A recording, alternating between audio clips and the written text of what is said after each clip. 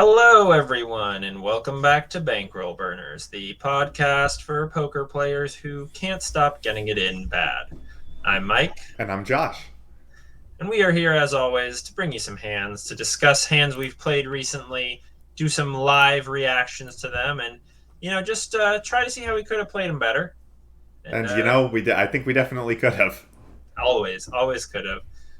It's so great. Josh and I we really specialize in playing these low stakes games with really bad opponents and figuring out how to give them chips. Despite their best efforts to give us chips, we really try our best to give them our chips. Well, I think we read the sort of tip that's often circulated that's like, keep the fish happy. And we really took that.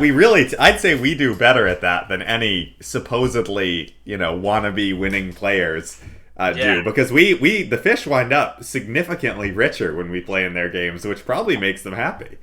Exactly. So you're welcome to all those out there who, benefit from us keeping the fish in the game. Right.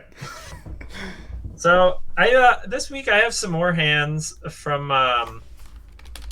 the our online home game that we play in sometimes. This 25-cent, 50-cent, very action-y kind of home game. It plays pretty big, I would say. It plays kind of like a live 1-2, in terms of the stakes level. I don't know if you would agree with that. Yeah, and for context on action-y, Mike sent me a hand that will not make it on the podcast as it ended on the turn, where he was bluffed by 6 deuce in a 3-bet pot. So that's the kind of action that people are providing. Correct. That's correct. I got absolutely owned by being 3-bet pre and then being check jammed on by deuce 6 suited. So, all right. So I have a hand from that game. We are going to be in this hand only $43 effective. This is pretty early on in the session, and so a little less than 100 bigs, like 90 bigs, and this hand is going to begin with a limp from the EP, just call it an EP limp. Okay. +1 limp, I suppose, is what it is. That's fine. And I have in the low jack ace of hearts, queen of spades, and I go ahead and make it 250, which I typically, in these, when there's a limp in these games, instead of I'll always add an extra limp on. So instead of, standard open would be $1.50. So instead of making it 2, I like to make it 250, just because people are so call happy in these games. And so I'm really trying to isolate the limper. Yeah, I think that's fine. Yeah, it doesn't work in this instance. We do get an additional caller in the field, in this case, the small blind. Well, that's nice. So it sounds like the limper comes along, but we're in position. Yes, So the limper nice. does come along, but we are in position. That's great. Yeah, I mean, I've been doing the same. I've really been trying, especially with 3-bet sizing. I think is one where, however big you think you're going, just add a little more. Mm-hmm. Just like when you're squeezing, like there's really no such thing as too big. Exactly. And no, I actually saw a pretty interesting thread on X recently. I still can't call it that seriously. It's so ridiculous. But so I was on X browsing, and this guy was talking about how the solver actually shows that it is very profitable if you are at 50 big blinds or less. It is extremely profitable to shove as a squeeze from the blinds, like almost with like most suited broadways, which I thought was really interesting. It's funny you say that, because in one of my recent sessions, it did end on the note of me jamming ace queen offsuit from the blinds over, an open and 3 calls and getting snapped off by ace. Well. He's wrong. But yeah, so I thought that was pretty interesting. I guess I'll also say, this just really demonstrates how this online home game is not like a traditional online room with a bunch of you'd be surprised too, because I have been playing a little bit of 5NL Zoom on Ignition, and it is really bad. That's fair. I have to say, there is, even in a 6 max environment that you would think is going to be reg infested, I think at that level, which is pretty much the lowest level of Zoom, it is it's bad. It's really funny. There's a lot of limping, a lot of cold calling. The amount of times I've been min raised and then it's just silly. Okay, fair enough. Well, anyway, so 3 ways to a flop, we go about $8 in the middle. And it's a pretty interesting one. It's the 10 of spades, the 10 of clubs, and the 6 of spades. So we, of course, have the queen of spades for a backdoor flush draw and 2 overs. And it actually doesn't check to me. We get a lead from the limper. So the small blind checks, and the limper now leads for $2. Okay. Seems small. It's quite small. What do you think? What do you think here? I mean, I don't know. It's I think I'm more inclined to call against this lead because I think our hand is a little too strong to bluff, and like it's actually pretty good. Like it's basically the nut no pair. Like we shouldn't expect them to have ace king, but against such a small sizing, I'm a little bit more inclined to put in a raise. But I don't know that putting in a raise makes a whole lot of sense with our hand, just because like I don't know, we don't have that much equity. We're going to be like folding out a lot of worse and getting calls from a lot of better hands, and I think we just have better bluff candidates, and it's a good price. We're probably pretty much getting direct odds to draw to like hit an ace or queen on the next 2 straights. Sure, yeah, that's all fair. I think if this was heads up, then I do think this is a fairly straightforward call for the reasons you gave. I do wonder, though, with another player in the hand, if it's a mistake to simply call here, because it really does open the door to getting pushed around by the small blind, who I don't know anything about at this point. Right. Well, I think then it's just a matter of sort of keeping the calling range balanced. If we can have some hands like 10x that we call with, or over pairs that we call with, and then can sort of call a post-flop squeeze, so to speak. Sure. Because I do understand that point. But also, I'm definitely not worried. Like, if the small blind calls behind us, that's not really too worrisome either. Like, I feel like all our outs are still live, basically. Like, I don't think it really changes anything if the small blind also calls behind us. Yeah, I mean, fair enough. I mean, we are letting them have some more equity, for sure. It is nice to get that equity out of there. But I guess for those reasons, I did choose to raise here. I don't know. I do see what you're saying. I do see what you're saying, that like, well, maybe we don't care if the small blind calls, and then so I guess I was concerned about maybe facing some kind of opportunistic check raise, and I did want to fill out some equity, so I did raise here. But I do see like, hey, maybe we can just call and kind of just see what develops. Yeah, and it's not. I mean, it's also not the end of the world if like they both fold and like we just kind of got them out with air. But like under the gun might just like keep bluffing off, and our hand is actually like reasonably strong as is. Like he can't really. He can have some like 10x, I guess, but how often do you see someone lead for 25% pot with trips?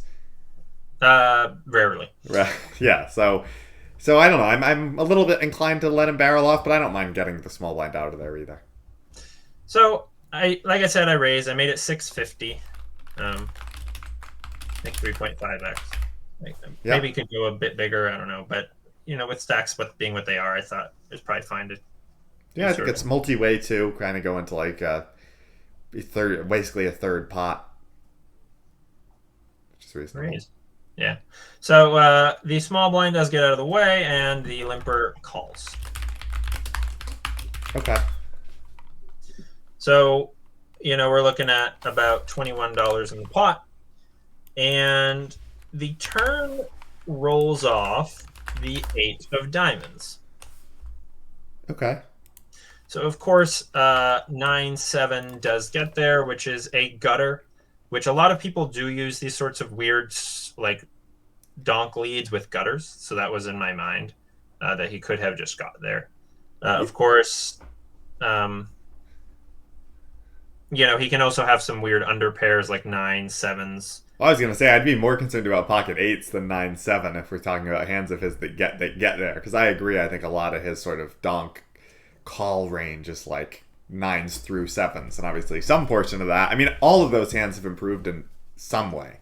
Right. Whether it's through picking up a gutter or through boating up. Yeah. So I thought this was basically a bad card for me. I think that's fair. Did he check to you? He did check to me.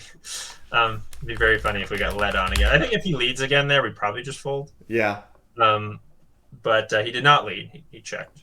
I'm saying he. I don't actually know the gender of this person, but this opponent checked. It's probably a fair assumption in this game. Yeah, it's mostly autistic males in this particular home game. So I personally wanted to check here. I don't know what you think about that. Yeah, I definitely want. I agree. I don't think this is a great card. I think most of the hands he called with are not folding here. Also, like a hand like pocket nines or pocket sevens just picked up equity. No way they're folding. And I'm happy to just kind of take our still pretty clean outs, as I see it, and just take them to showdown. Yeah, I mean, we could be good here. We're probably not good, I would say. I think there are plenty of sort of spade combos, too, that we could be good against. So yeah, of course, we were blocking some of those a bit. Yeah. But yeah, I think we are probably not good, but we are good sometimes. And of course, we have equity to improve. If we hit an ace or a queen, we're probably good. So, all right. So I do check it back, and the river does come off the queen of clubs. Nice. Yep. So pretty happy with that. I feel like I'm going to have the best hand a lot. And what he does now actually is he leads out on this card. Okay. For 750. So about a third pot, basically. Yep. Yeah. So kind of a blockish sizing. I mean, technically, maybe you would say it's not a block, but it's pretty close to a blockish sizing. And I think it could be a block because I think when the effective stack is still pretty big compared to the pot, you probably can block a little bit bigger because like you just want to make sure you have enough to fold, right? Sure. Like you have enough behind to bet fold. Could be a block, but anyway, it's a small bet. Yeah. So he sort of somewhat blocks the river, and this actually left me a bit perplexed. I wasn't totally sure what I'm supposed to do with my specific holding. Yeah, I think it is kind of a close spot between calling or jamming. Right. Or I mean, I actually also think there is a small raise line, like maybe like just clicking it back is something or something I kind of considered as well, but. I don't know. I don't know if we need to get cute. I feel like we could maybe just rip it and see. Because I think that'll look kind of strange. He'll just kind of have to put us on sort of a queen or nothing. Versus you like, I mean, if we jam here, I mean, what are we looking? I guess like my thought was like, if I jam, what am I looking to get called by specifically? And then like it's pretty much worst like queen is like for sure gonna call. Right, like a queen jack type hand, which is possible. But also like pocket nines, pocket sevens might call. But is he really blocking with those hands? Maybe he wants to get called by like ace king. Interesting. Yeah, that's actually fair. So maybe I don't know that those hands are blocking for sure, but it's possible. Maybe even a hand like 9-8 or 8-7 maybe is kind of in the same hand class. So maybe he has enough of those hands that we can get value from. Okay, yeah, that's actually interesting because I sort of thought I wasn't thinking about that in the game. In game, I was kind of like, I feel like the only thing I can get value from is a worst queen, and he doesn't have that many worst queens. But if you think that maybe someone is, I think correctly probably taking such a size like blocking. I think it's probably correct to block with nines here. It seems right. Good. Just trying it called by maybe he thinks then you'll call with an 8, right? Because your hand kind of looks like it could be an 8x. Where you sort of raise and then check back maybe when you pair up, right? And which you might play an 8 that way. Yeah. Probably. So I actually, like, now that you say that, I think raising here is probably appropriate. Like, I think we do sometimes lose to like 10x sometimes, but I also don't really expect 10x to block that much. So right. That's what I would say. It's kind of a weird, like I wouldn't expect 10x to donk flop so small, and then block river. That's like live I might expect that. I've seen people take way weirder lines to get minimum value with good hands. I also think Jack 9 and 9-7 may play this way.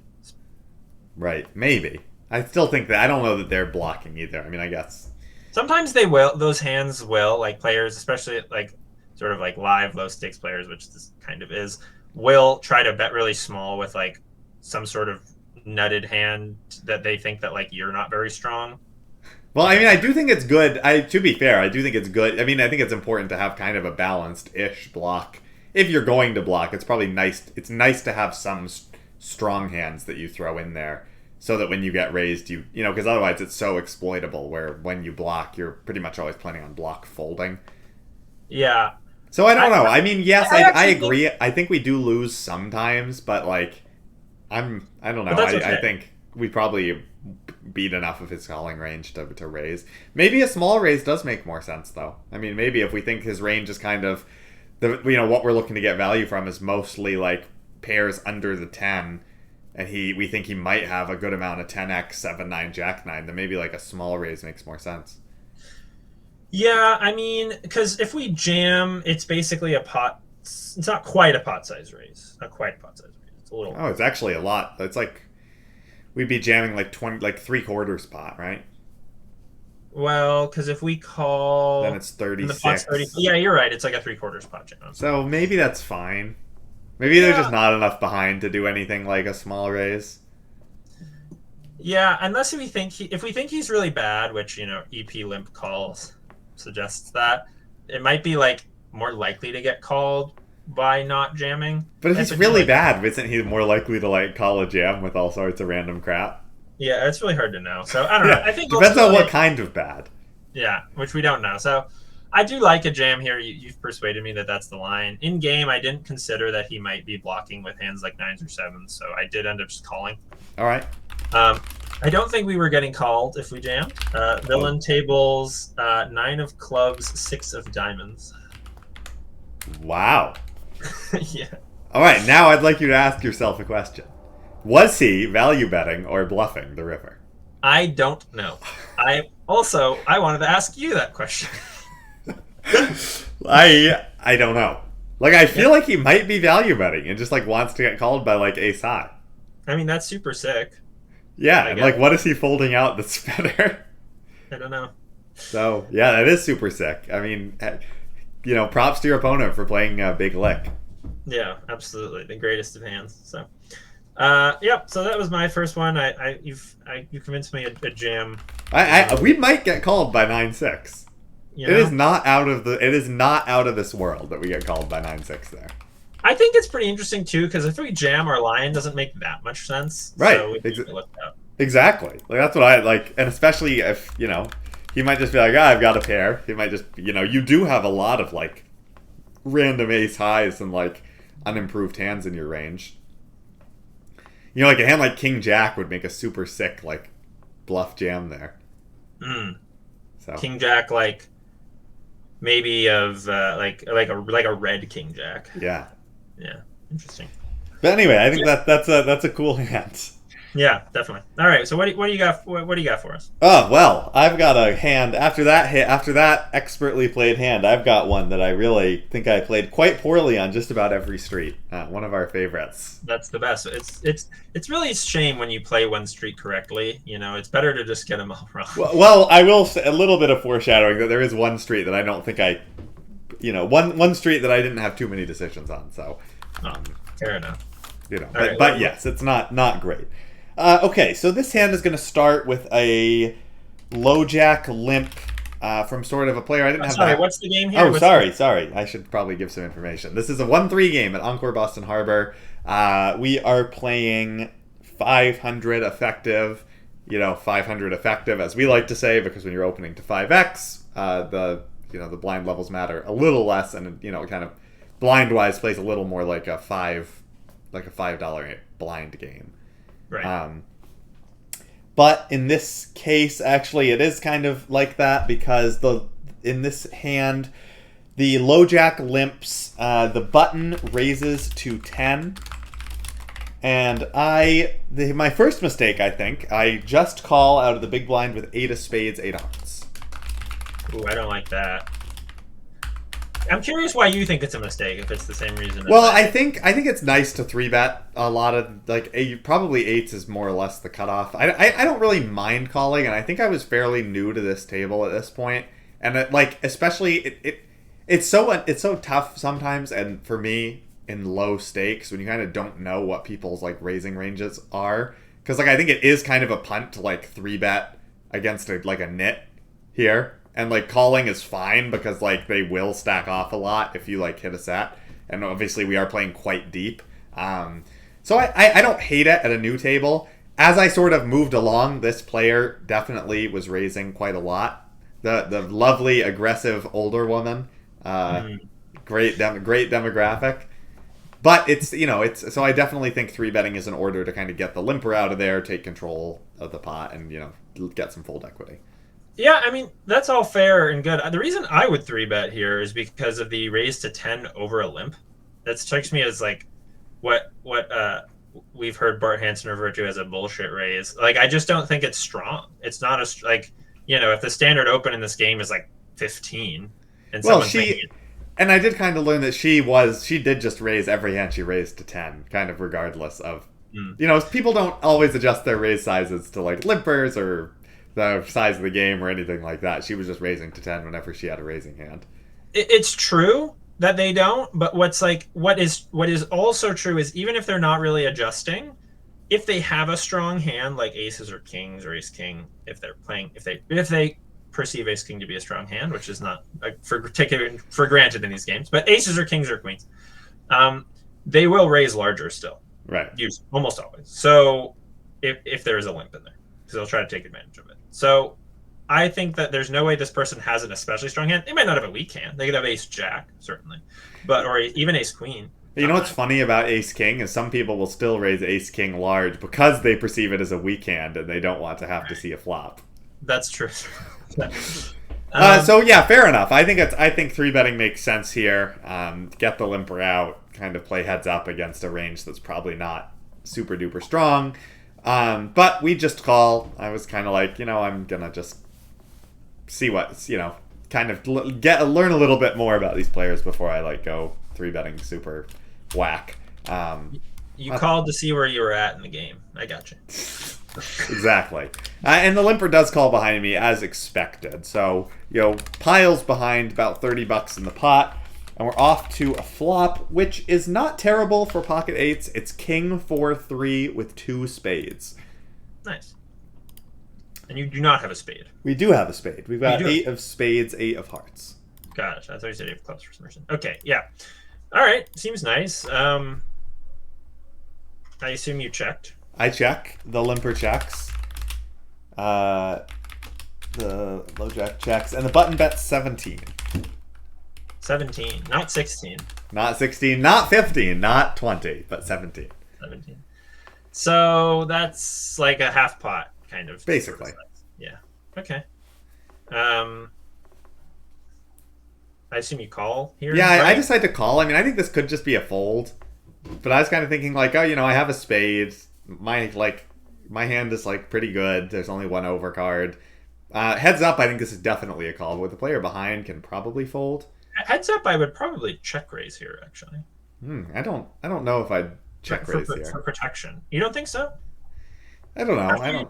After a button open and you just call from the big, I think you should be check raising for protection here a lot, because they can have so many misses that are just like they can have like jack 10, jack 9, queen jack, ace queen, ace 10. Like all these hands, all offsuit combos of those hands, like they can have them. So I would be interested in folding out some overcards here with a check raise. Yeah, I think that's probably okay. I think I do think at least a lot of the live games that I've been playing, one thing I definitely noticed about live players is they do not adjust their opening range by position. Like, I don't think that most players that I play with are raising like a lot of those sort of offsuit combos from the button. Even if it folded to them, I think they wouldn't make that adjustment. Interesting. But I also do see a lot of players raise those offsuit combos from like early positions too. True. That's totally, and I think it's very much like sort of live dependent, where I think just a lot of the folks that I wind up playing with are more on sort of the passive side, where they're going to be limping a lot of those hands. Yes, I would expect to see someone open limp jack 10 offsuit from the button. Absolutely. Which, open limping from the button should be banned.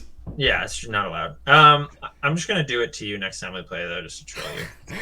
It's always aces. It's always aces. Yeah, even so, It's probably still fine. I still would probably check raise this hand for protection in a heads up pot. Probably not multi-way though. Yeah, I mean, I don't think it's that bad. I mean, if we're check raising heads up, it might be alright to check raise here too, because I don't think the limp caller should have a whole lot of King X. I agree. I'm not worried about the limp caller so much as I am worried about the buttons range being a little stronger because they're betting into two people. Sure. Well, anyway, the button bets 17. I decide to just call, which I don't really like. I don't know. I think it's fine. Like, do you think our hand is too strong to fold? Like, even with the player behind us? On this board, because on this board I do. Because, like, there's so... Like, I think we have so many, like, outright misses on this board. Yeah, I mean, that's definitely true. Especially from the big blind. Like, we might call some amount of, like, suited stuff. I want to defend hands like this. I mean, maybe we can exploitatively fold if we really think button's only betting nuttish hands, but I don't necessarily think that. Yeah. And again, it was kind of early on in the session, so wasn't 100% sure. But anyway, I just call, and the limper calls as well. Okay. So there's like 80 in the pot now, and like 470 behind, and the turn rolls off the 6 of diamonds. So we pick up nothing. We pick up nothing. It does put a second flush draw on the board. What we do pick up is not an overcard. Yep, fair. So it's a good I check for our hand. Yep. And the low jack now leads for 35. And the button folds. Wow. Now I'm wishing we did check raise. Yeah. I mean, this is like a weird spot for me, because I was kind of thinking, like, I don't know, this is such a weird lead. Like, I don't think it really, like, again, I don't think that the low jack has a lot of King X. I don't think that they're going to be leading a lot of their King X. Like, it seems more likely to me that they've sort of picked up equity on this card, whether it's like a hand like pocket sevens, or it's a hand like, I don't know, pocket fives that they're calling with, or like they picked up a diamond draw to go with a straight draw or something like that. Like, I don't know, it just doesn't, it seems like a very strange, I know it, like, can be a king, because, like, of course it can, but I don't know, I didn't really give this a lot of credit. Yeah, I think, do you think it's ever a nuttish sort of hand, like a straight or a set? I don't know, I feel like a straight or a set might bet bigger. A lot of live players might go bigger, because this is just under half pot, and obviously it is multi-way, but I still think kind of people might not think about that a whole lot. Do you have any insight into what in this game is considered like a large bet? Not really. Not at this point, I think. Because in my the 2-2 live game that I've been playing in lately, like I would say $50 is like a large bet to them. I think people kind of see like 75 to 100 in general, I guess, because it's like. It's like the amount of chips where someone can kind of like use their whole hand, like grab the stack and like aggressively put it out without counting it, you know? Mm-hmm. And it usually winds up, like there are those players who just don't quite grasp the concepts and instead are like, I have a good hand, I'm going to bet big. Boom! And you're like, exactly. All right, that's like a quarter pot. Yeah, this probably isn't a very strong hand. I guess I kind of tend to agree with you, although it still might be a hand better than ours sometimes. Yeah, I mean, it could be like pocket. It would have to be like exactly like pocket nines. Yeah, or a king. Could be a weak king sometimes. Yeah, maybe King X of diamonds. Pairs sort of holding like 6-4. Yeah, I think people like to bet. People love to bet big. That's one thing I've really noticed about like 1-3, at least where I play, is people think low 2 pair is the nuts. Okay. I don't know if that's the case with you as well, but like people love just shoveling money into the pot with low 2 pairs. Not that they're necessarily wrong. Like a board like this, you probably should play low 2 pair like it's the nuts.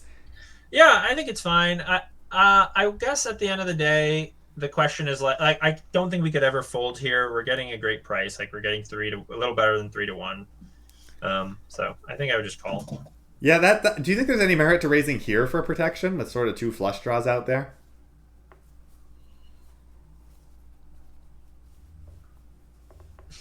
Try and get called by like some of those diamond draws or like pocket sevens with a, something like that. I didn't even consider this in game, but now that we Yeah. talked about it on the flop, I'm like, does it make sense to do here if we think he's not that strong? Like, is that appropriately thin?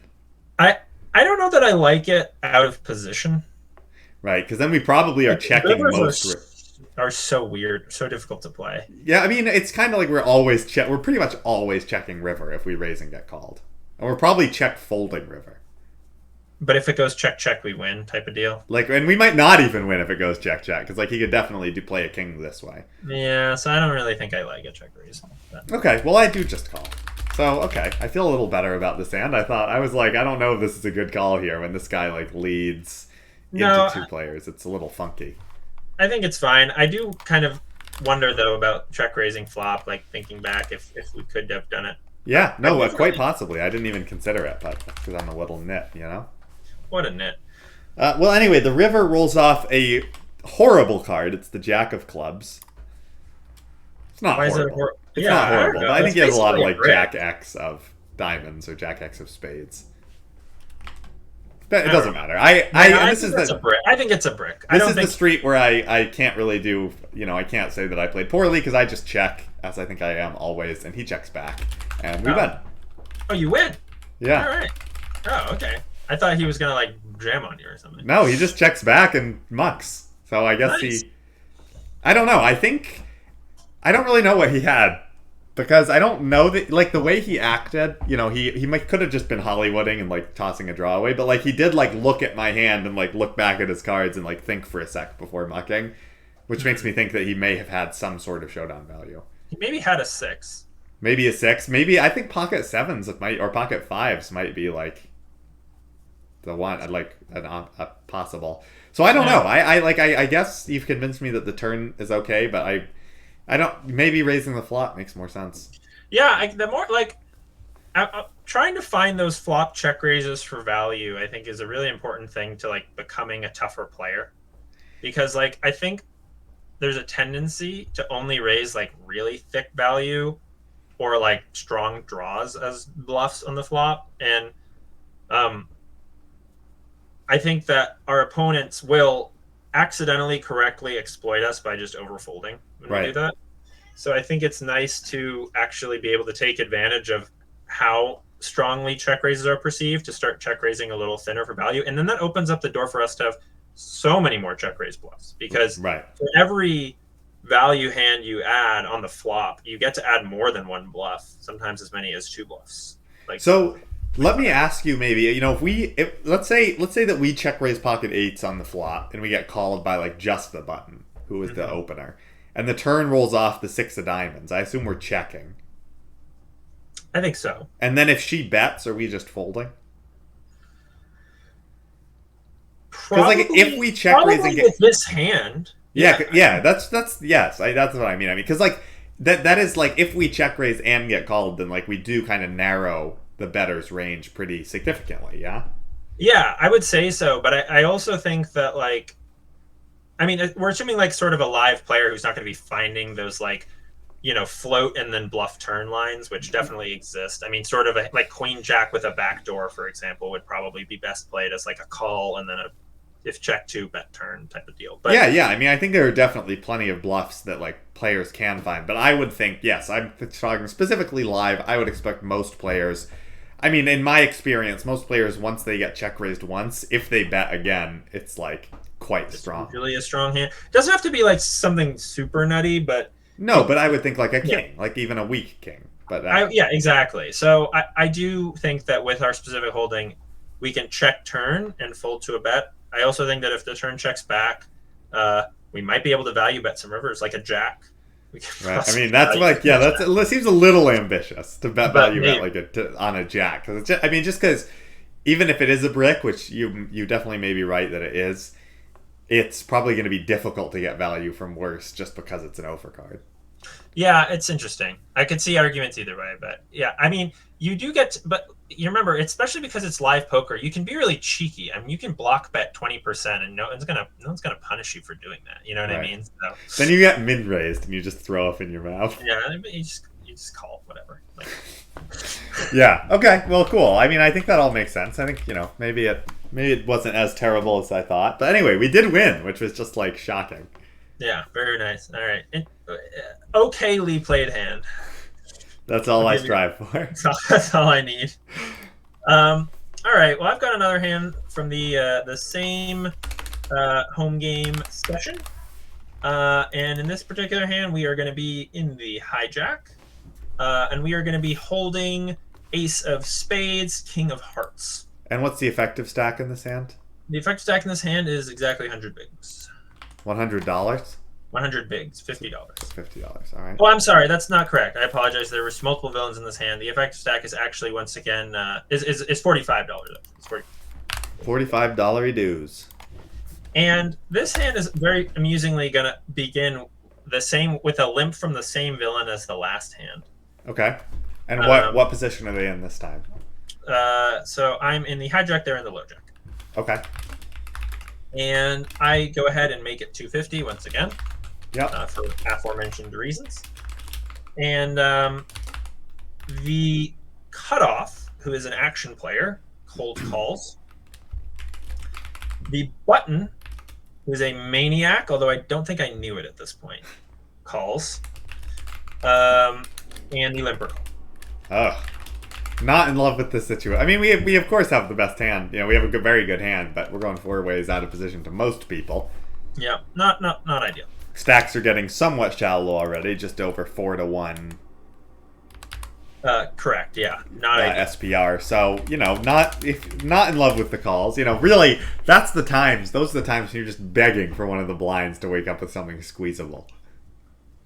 So that we can then 4-bet. Yeah. Yeah. So we can just rip it. Yeah. Yeah. So, I'm sort of laughing looking through my notes for this hand. So what's the flop? Yeah, so the flop is Queen of Hearts, 10 of Diamonds, Deuce of Hearts. Okay. So we do not flop a pair. We do, of course, have the backdoor second nut flush draw and a Broadway gut shot. Yep. And that same player from the last hand once again leads for $3. Wow. Yeah. So this is like the same hands. I know. I thought it was quite funny. And I am, well, what do you think? What do we do? Well, I mean, I guess I think it is kind of a similar situation to the last hand, where we have a very strong hand, almost too strong to bluff, and maybe we can just call, but with the players behind us, it definitely benefits from a raise. And also, I feel like the thing is, I feel like we can kind of do a combo raise.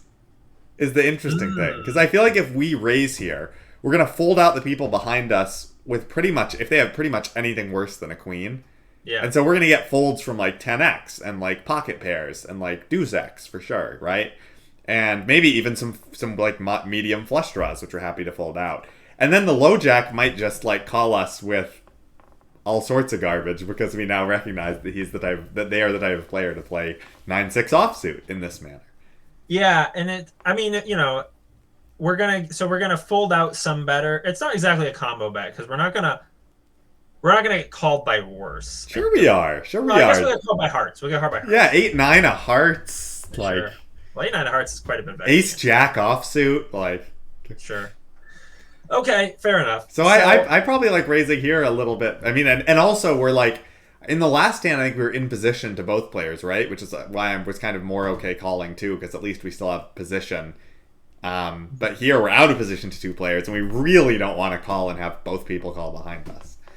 That's very true, and what I was thinking in game, and so I did raise it up once again to $10.50. Boy, this guy must be sick of you.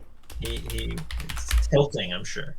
Not someone I'd ever played with before. This guy really just didn't know anything about him besides that he liked to limp, call, and donk. Yep. So the cutoff folds. The maniac on the button cold calls my raise, and the low jack folds. The low jack folds?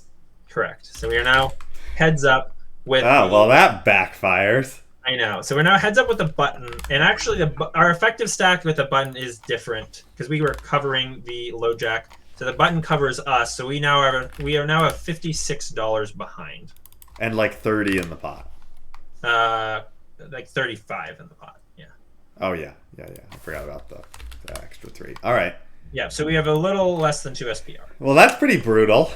Yeah, I don't love it. I feel like, and now I didn't know he was a maniac, and now knowing what, like, I wouldn't be surprised if he literally has pocket threes, like knowing how this player plays now. But at the time, yeah, I mean, if we don't know them at that point, like obviously this is something we're getting to a showdown in this hand would definitely give us some nice information. Yeah, I mean, I feel like the line is pretty nutted, generally speaking. Yeah. Cold calling a raise in a multi-way pot is generally fairly nutted, or sometimes it's top pair. That's like the worst hand it is. Yeah. It's either like top pair, the nut flush draw, or it's like... But there aren't that many nutted hands you can have, too. It's pretty much queen 10 or pocket deuces. You can have tens. Yeah, I guess. Yeah. I mean, maybe. You open from like late position. He shouldn't, Players especially if this player's on aggressive. I think most online players, and probably in this game too, are 3-betting. They're squeezing tens from the button. Fair enough. Yeah, so I think queen 10 probably in pocket But deuces. some tens, yeah, sure. I'll happily admit. Yeah, I mean, I guess I don't feel like I'm in great shape here. I'd agree. Yeah, so the turn rolls off a brick. It's the 4 of spades. That's a brick. And it goes. Well, so I check, and I think you should. Yeah. So. And he checks back? Yes. Nice. I think that's great. I mean, because we can also win, like, sometimes. Like, if he's got, like, the nut flush draw, we're probably ahead. Sure. Well, so the river is also a brick, which is the 6 of diamonds. Okay. We check, which I think we should probably. I think so. Yeah. And villain now bets half pot. Ugh. Okay. Yeah, I don't know. What do you think? I think we probably fold.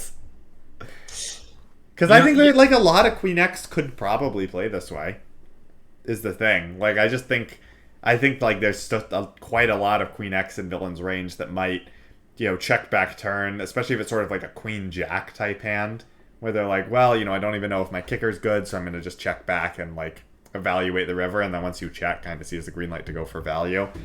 I wouldn't be surprised if there was a whole lot of Queen X here. You don't think that, like, this could be... I mean, I guess, like, my thought was, like, that there's a lot of bricked draws that this could be, like, King Jack, Jack 9, missed hearts. I mean, I do have a heart, which is... We had, like, having the King of Hearts is pretty tough for, like, bluff catching, I guess. Because, like, right, it's certainly fair there are some brick draws, but especially if we don't know that he's a maniac, like... he should not be cold calling the flop with, like, Jack 9 that is not Jack 9 of hearts. Sure. You know what I mean? Like, yeah. So I'm probably just throwing this one away. Okay. I guess, like, I don't know. For me, I thought it was just sort of fishy. I did end up folding. I just was kind of curious if that was just, like, too nitty for me to fold here, like, the way I played it, but I guess it sounds like you would fold it. Yeah, I don't know. Maybe that's just like exploity, because like definitely like live, this is like a snap fold, like this. Sure. Especially like live, this is just always a queen. Yeah. I think probably knowing this player now, like literally could have been anything. Like. Oh yeah, and if they're a maniac, I mean, if they're a maniac, you could like rip it. On the river, and just be like, because like they might be taking this line with like a 4. Right. And like that hero calling against a maniac here is actually like almost worse, because they might just have like be turning like the most like ace 6 of hearts into a bluff.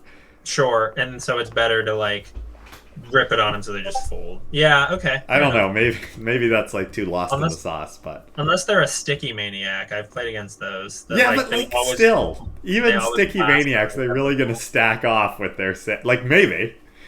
I mean, this guy, I witnessed him jam it in for 150 bigs pre over an open and a call, and then everyone folded, and he showed 10-4 suited. So, but like, even like that kind of maniac, I in my experience, they're more likely to be sort of aggressively maniacal and like still might not be like just calling. Yeah. You know? Right. Yeah. Okay, so I guess I feel okay about this one. I don't know. I felt the hand was so weird, like just the very multi-way nature and just, you know. I don't mind ripping it. Like, I don't know. I think jamming is interesting. I think it's really? because like we do block all the strong queens. It's like true. like we kind of do block some strong hands, and it's like, but we do block some missed draws too. But especially if we know he's a maniac, I probably would jam here. Yeah, maybe if we know he's a maniac. I wonder like how credible the jam is, because like what hands are we playing this way for value? Like that. Right. I don't know. That like check the turn And the river. Yeah, we'd have to play a little funky against him. Yeah, I don't know. I think it's I don't know if about jamming here. It's probably correct to just give up. I just kind of wondered if this was like. If we don't have the King of Hearts, do you think it's a call? Maybe. We could probably find some calls without the King of Hearts. With no hearts, I mean, with no heart. Yeah. Yeah. Okay. All right. Just curious. All right. So let's take us home here. Oh, does he not show? He didn't show. Oh, he didn't table it. Oh, damn! I'm telling you, he probably had nothing. Like I was ready for you to say, and he shows, like 8-5 offsuit. No. I'm sure he probably did have 8-5 offsuit. Okay. Well, and I really have no idea what to do on that river. Then, honestly, Yeah. I don't know. Yeah, it's sort of weird versus. I'd probably default to folding, but maybe just man up and stick it. I don't know. I'm just worried. Like, I guess I'm just worried that he's bluffing a lot with hands that have us beat. Yeah, I think that's fair. And I hadn't really thought about that in the moment, that like, I could lose to some bluffs here, but you're right. We probably do lose to some bluffs. So. Which is like pretty tough spot to be in. Yeah. So, okay. Yeah. Okay. Well, this hand is pretty whack. So we're playing 1-3. We're about 350 effective. This is going to be a limped pot. Woo! Limped pot alert. And I'll give. I think my hand is on the border, and I probably could have raised it up, but I am in the big blind with King 9 of spades. And the reason that I chose to not raise is because there were 6 limps to me. I wouldn't raise this hand. Yeah. Like, I think if there's a couple limps, I probably am happy to raise and, like, go to a big size. But this was a table where at one point I raised over a limp in a straddled pot to, like, 25 and got 7 callers. So I was like, you know what? I'm not going to take this hand out of position 7 ways into, like, a 1-to-1 SPR. Yeah, interesting. It's one of those spots, though, where if you were a bit shallower, like maybe 50 or 60 bigs, and you had, like, King 10, King Jack, maybe you just jam. But there's no way. You think I just jam, like, $200 over 5 limps? Maybe. People don't like to call those spots. Well, anyway, so I decide to check. I mean, I do think it's pretty close. I think King 10 of spades I'm probably raising, but, like, also, people do. King 9 is just such an awkward hand. Like, it doesn't really interact that well with, like, board. It doesn't have, like, its straight draws are weird. Mm-hmm. I might check King 10 too, to be honest with you, versus 6 limps. I have been trying to do a little more checking out of the big blind with, like, these sort of weird. It depends on the table too, because there are some tables where you know that if there are 6 limps and you make it like 40, that everyone will fold. Yeah, or you'll get 1 caller. But this is definitely the table where the exact table, and any of our listeners who play live poker will know that the sort of table where if you raise out of the big blind over 6 limps and one person calls, everyone behind them is calling as well. Absolutely, yeah, all day. And you don't want to be raising hands like King 9 suited in this spot. So you check, and so we're now. So we're going like 7 ways to a flop. So there's basically $20 in the pot. Is the small blind in the hand? Yes, the small blind is in the hand. Okay. And actually, the small blind is going to be the main villain of the hand, which is pretty nice. And the flop is going to come out pretty nice looking for us. It's Ace of Spades, Jack of Hearts, 10 of Spades. So we flop a gutter and the nut flush draw. And the nut flush draw. Correct. And the small blind is going to start things off by leading for 15. Okay, well, that's pretty nutted. Yeah. I think so. I do. I think that leads from the small blind, very multi-way limp pots are pretty nutted. It is interesting though, given that you know, I mean, he shouldn't. No one should really be connecting with this board, right? No, but like people can absolutely have king queen, jack 10, ace 10, maybe ace jack. Maybe, definitely. Oh, definitely. So like people can definitely connect to this board. So it's what do you think here? Do you think we should just start piling money in, or do you think we can call? What do you think makes more sense? Well, it's sort of interesting. Like if we go super multi-way to the turn, our straight outs probably become chop outs. Versus if we are able to get a heads up, then it makes a lot more of our outs live. I don't know if you think that's a fair consideration. Although, if we go super multi-way to the turn and we like wind up chopping, and it comes a queen and we chop with like one person, then we've probably, we've also made like a lot from all the other players who called. Because we're like chopping up a decent amount of other people's money. Yeah, I mean, that's fair.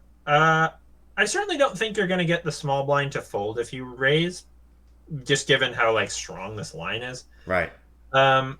It's just a quite like our hand probably doesn't hate going multi-way, like because we are not like we don't have a pair draw. We're never going to think we're good if we make a pair. So it's just like, well, if we get a bunch more players in the pot and we make the nuts, like that's probably fine. So and that's what I thought. Is like if I have a hand like queen 8 of spades, right? I probably am more inclined to raise that. Like I want to get that heads up. But like this hand, if we got like 4 callers behind us and we hit a spade, we have the nuts. Right. It's interesting though because it's going to be harder to get paid in the multi-way pot when we have a flush draw. True. Although it might be hard anyway, because like if villain has like ace jack and we raise and it goes heads up and then a spade comes, it's like what else do we have besides the spade? So right, or like king queen, which already has them beat. Yeah. So I don't know. I think calling is interesting. I think both plays have merit. I think calling is a little cheekier, so I kind of like it. Well, I call.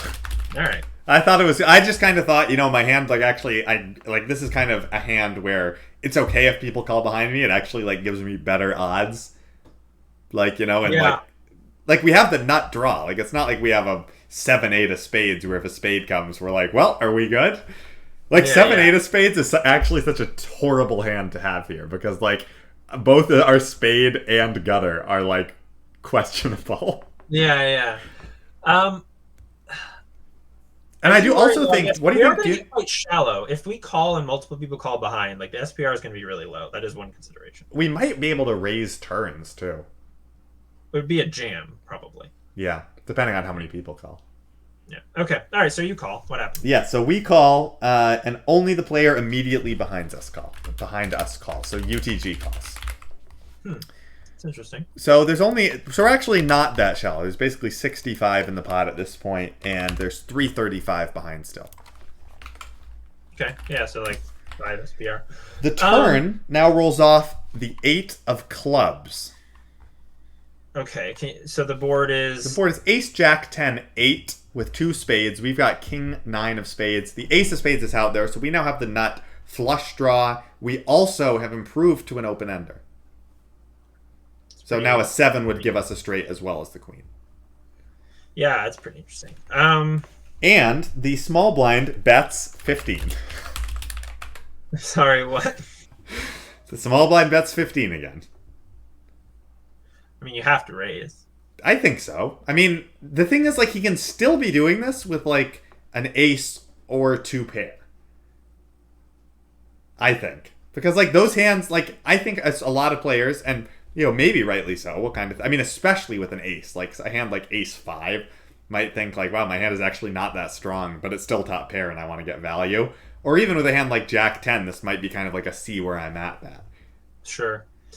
But I still think I should raise, because I think it can also be a lot of, like, crap. No, I mean, I think it's an ace a lot. I think it is mostly an ace, and I also think you can get a lot of aces to fold by raising. So, I like a raise. I like a large raise. Even with the player behind us. Yeah, you move the player behind us. I mean, because this card shouldn't really hit them necessarily. Like they probably just have either a worse spade draw. Like, what do you think? I mean, that's what I think they have. Like either a worse spade draw or maybe an ace themselves. Yeah, I mean the player behind us, I guess, should be folding a lot. You would think. Yeah. So I would probably make it like 100, probably. Probably 100. Well, I think I went up raising to 60. So I make a half pot sized raise because kind of trying to go a little smaller just based on multi-way and like having a player behind us. Yeah, I think the issue is like he might continue. He is much more likely to continue for that price. Right. And like I think he will continue with a lot more hands for that price. And I like if we had thick value here, I think like we could still get value at 100. I think 100 is the size we want to take both with thick value and with bluffs, I guess. Like I think there's not really much reason to go super small here, especially because like we're making an exploitative play where we can tell he's uncomfortable with his hands. So we want to maximize that discomfort. Right. I think that's fair. Yeah. Well, we go 60 because I'm kind of thinking multi-way. Don't want to make it too big, but I think a big raise does make more sense. I think we can definitely kind of raise large in general here and just try and put max pressure on whatever one pair or weak two pair holdings he may have. Yeah. Also, obviously, like if you make it 100 and like the guy behind you jams or something, you can obviously actually you probably have so much equity you can't fold, which sucks. But we might still be able to fold. Yeah. Because like our pair is definitely never live. Our queen is like maybe just a chop. Yeah. It's probably close. He probably isn't doing it with King X. Well, King Queen, I mean. Oh, like specifically King Queen. Yeah, fair. So, yeah, okay. So you make it 60. So the UTG player folds, and then the small blind calls. And what's your plan for brick rivers here as we move towards the river? Well, I mean, look, he never has a strong hand right now. So, well, I mean, yeah, it depends on how you define strong. I mean, he never has a hand that he's snapping us off with. Right. So, we block all the draws. Right. No, I mean, it's like this is like such a crappy hand to triple barrel, to shove river with because like.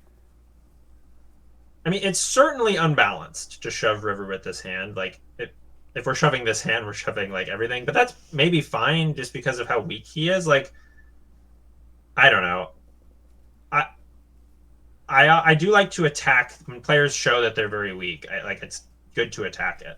Do you think maybe if we raise bigger on the turn, then we should check back on the river? Because like I kind of see the merit to like shoving river on a brick given a small turn raise because we kind of like maybe keep more hands in. But if we make it like 100 on the turn and he calls, I feel like that does kind of strengthen his range a fair amount. Yeah, but and like I do think he can have like two pair here. Like, he can definitely have a hand like Jack 10 here that is probably going to call most of the time. Yeah, it's true. I mean, it's like, what are we really representing? Yeah, it's like King Queen. Like we're representing King Queen. Yeah. Because like we do have a king. So, well, anyway, let's not get too far ahead of ourselves. As the river does brick out, it comes the 6 of diamonds. Okay. And he checks. So. Yeah, I mean, we got about pot and a half behind. This did run through my head. It's basically, yep, I've got a king, I've got a 9. Like I have some straight blockers, but we kind of also block no value. I mean, other than the straight, like we don't block any of like most of his calling range, probably all his calling range. Because I agree with you, he's not betting so small on the turn with like a straight. Yeah. No, right? I think he has... And like there aren't really any credible sets he can have. So it's like we're not really blocking any of his. The issue is we're not blocking any of his calling range. Right. Yes. I mean, if you just want to be balanced and check this back, I think that's fine. Like, I don't think that's bad. I mean, you're going to lose, obviously, to ace or something. But I do think that it's probably okay to just shove all a range here. Yeah. Well, the other thing is, like, with this particular hand, we're also, like, good once in a while. Like, if he's got, like, queen 7 of spades, we win, right? Like, he might just have a worse spade hand. Obviously, like, a lot of those beat us, and so maybe that means we should rip. But, like, he could just have a worse spade draw. I don't know. I really was not sure about I've been in spots where a player would play, like, a worse spade draw exactly like this, so it's certainly possible. But, of course, I mean, a lot of those are paired up because, like, the ace and the 10 are spades. Like, if we check back and lose to, like, 7, 8 of spades, I'll be like, blech. Yeah. I don't know. I see your point. I think like jamming is. In here. Yeah. I think jamming is interesting. I just think we get called a lot by, like, an ace. I don't think an ace calls because, like, he doesn't think his own hand is strong. Like, that's the thing. Like, he perceives his own hand as weak, as evidenced by this small bet. Right. So I just think that he won't call. Like, I don't know. This is pure exploitative poker, which it's not my specialty, but to me, that's just usually when players make a small bet and you put a lot of pressure on them, you're able to get them to fold eventually. Right. It's just like, it was so interesting. I really went back and forth on this one because I was like, oh, it's so awkward too because, like, he bet small on the turn, but then he called the raise. So, like, if he calls the turn raise, like, that to me means most players are going to call the river too. Like, I don't know. It's so weird, right? It was a very weird spot for me. Yeah, I've seen both players who will call one time or whatever, and then they'll give up. But okay, so you checked, it sounds like? I check back, and to my dismay, villain shows Jack 3 of spades. Oh my god. Joshua. Which I was just totally like, I don't know. I mean, I still am not. I don't think that it can be bad to give this hand up.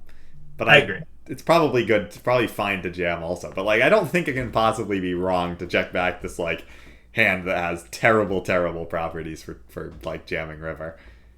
No, it's fine. It is. It's a question of, like, how exploitative.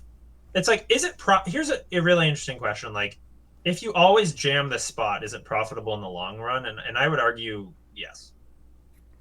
Right. I would think it is more profitable than being balanced in this spot is. Yeah, I mean, I think it's because, like, if we're just like, what are we jamming for value? Also, like, I mean, are we just jamming are we jamming an ace for value? We don't need to be jamming for value though. Like, this right. is not. Yeah, like, right. We don't.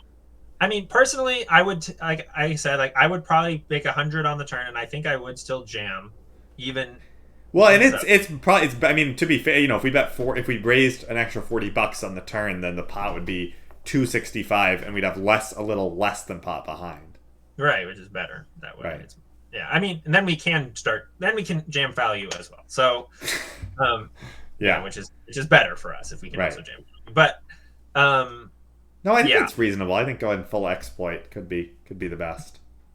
Yeah, it's interesting. I mean, if you were being like, I don't know what the pure GTO way to play this hand is. I mean, it's a 7-way limped pot, right? So. Yeah, so there is no such thing. So, yeah.